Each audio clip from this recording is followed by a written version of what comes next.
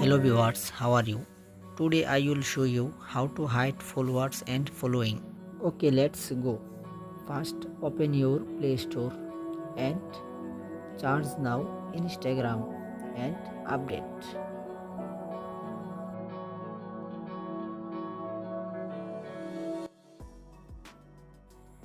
Go to Instagram app.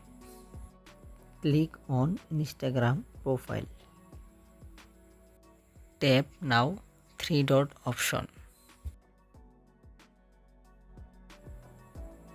See, there is no direct option to hide followers and following. No problem, now I am showing you another method to hide followers and following. Click on account privacy.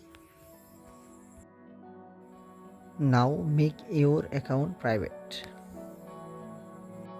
Click on choose to private.